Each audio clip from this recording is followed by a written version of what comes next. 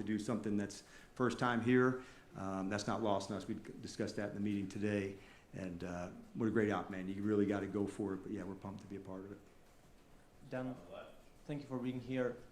Earlier this week, you spoke highly about Coach McDaniel.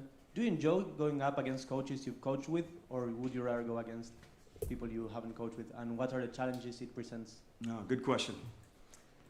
I don't have a preference of somebody that you know or somebody that you're super close with. That happens in coaching, where there's some guys you're close with, but on that day, you're trying to go after them. Like two brothers that are fighting, like, no, you're not getting the upper hand. I'm going to get the upper hand. So I don't have a preference on that.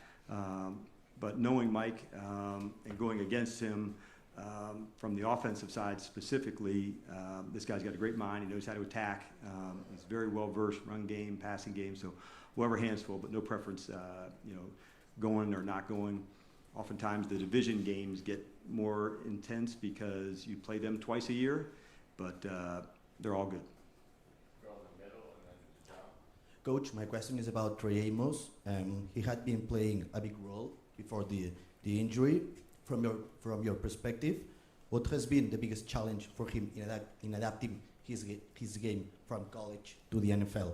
Yeah, it's a great question, and oftentimes the biggest adjustment, especially for the position that Trey plays, it's just the absolute speed that's on the field, and the wide receivers in the NFL. So he adapted quickly in terms of learning it. You could tell by the time he left the end of the preseason and came back for training camp, man, he was ready. And he really went for it into that spot and earned a starting job because of that. And so part of that competition is going through training camp and proving it and going. And he was certainly up for that challenge and delivered. I'm going to try and squeeze a couple questions into one here. So first of all, what's it been like for you this week with Joe? What has he done to help you? And then secondly, you've talked about impacting consistency and execution. In 1 week, how can you do that? How tough is that to accomplish? Sure. Well, first off, with Joe, it's different, but it's also really familiar. And he's somebody that I, really respect and enjoy working with. So having that space to go back and forth, that we know what that can vibe, that helps, John, because not having never done it before, you'd feel a little feeling out process, but we know what that battle rhythm can look like together. And it'll be all of us, man, to play like we want, the consistency, that's coaching, that's players, that's all of us. And so I was clear on that, talking to the team about that too. Hey, Coach, in looking at the practice this week, the connections, have you seen that mend even more as far as develop, establish, and then in practice, have you seen the dots connect even more this week? I liked it a lot today in terms of the practice.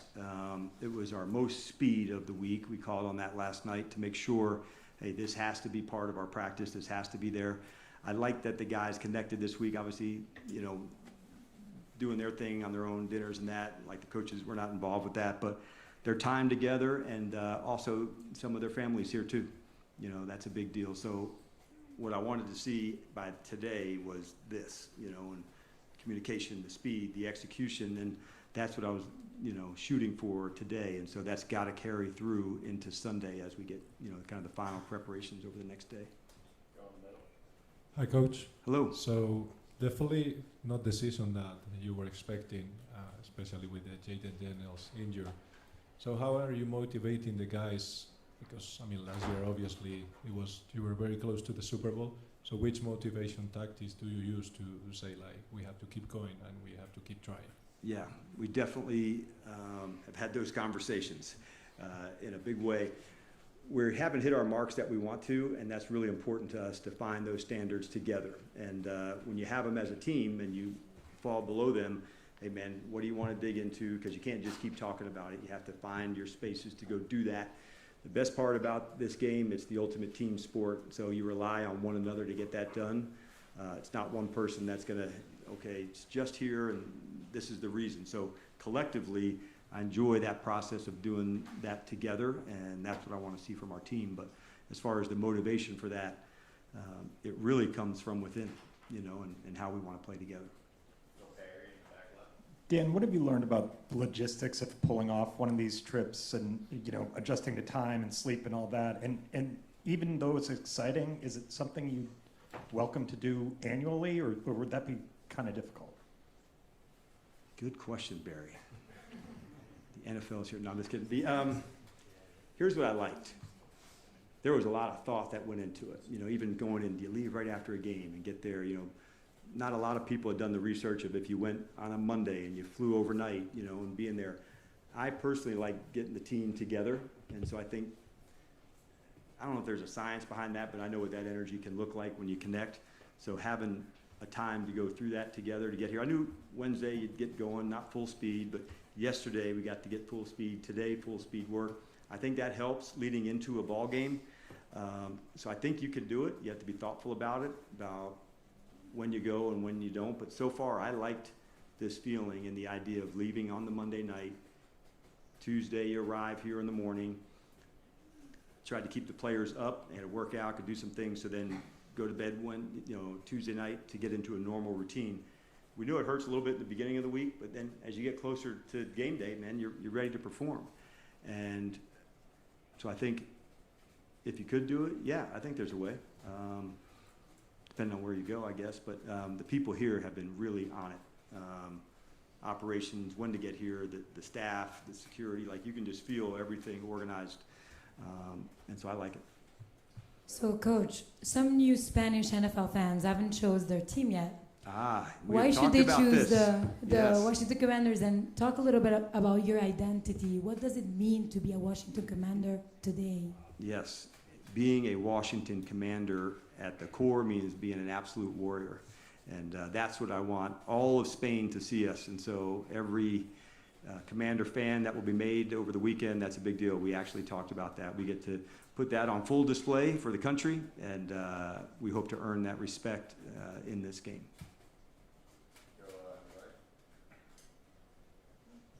Hi, Coach. Carlos Mateos from FNU Services. Before you were sitting here were the three running backs. They are being competing like in a kind of committee all the last weeks. But in the last match, Chris has maybe more protagonism than the other two. Before he has the shoulder injury, he was also named captain. Will we continue in this line? Will we continue Chris having more playing time than the other two, or you will be in a committee also? Yeah, you'll hear a term that I'll use. It's called a hot hand, and what that means is sometimes somebody's feeling it or has a better feel for it on this game or this scheme, and we'll lean into what would be considered a hot hand. The good news, these are three competitors that really support one another, so that makes coaching them, pushing each other, taking it to the next space really important, where Bill is a rookie and they're helping develop him. J-Mac's the most veteran of the group and has the most insights to share, but he's very consistent. So hot hand would be the way I would describe it, and they all get some carries, but someone usually establishes himself. Doesn't have to be for the whole year. Sometimes it might even be just for that game, and we've got confidence in them. Take two more. Go on the left. Here, Coach, you talked a lot about the nice things about these trips, but can you elaborate a little bit about the difficulties and what's the toughest things for the teams that are making these trips? Sure. The toughest things is probably adapting to a new environment where the guys come to train and practice. And so how to get that all set up when you're on a normal road trip, you practice at your own facility and then pack up and go play. When you do an extended trip, now there's where do I go for treatment? Where do I go for the recovery work, the locker room? And so finding those spaces and getting into that vibe, it takes a few days. And so the first day coming, where do I go to change? Where do I go to do this? If you have a few days of that, then you can find the routine. As any ball player would say, routine is very important.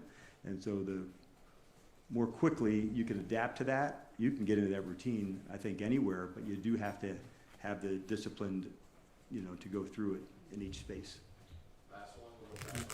Then usually politics is not like the topic in the locker room, but President Trump was really present in the last few weeks with the Washington Commanders, especially against the Lions.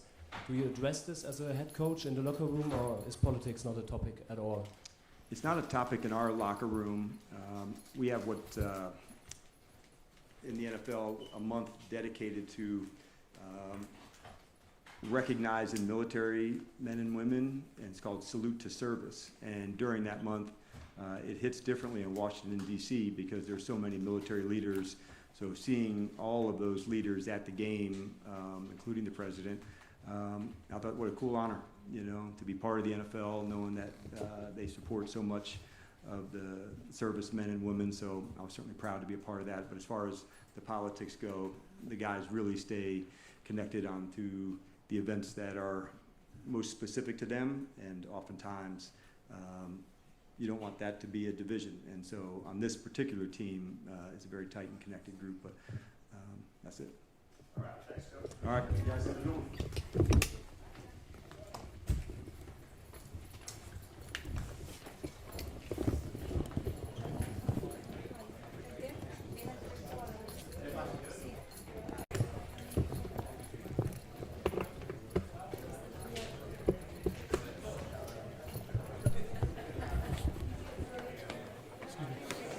Hola. Hola. Sorry.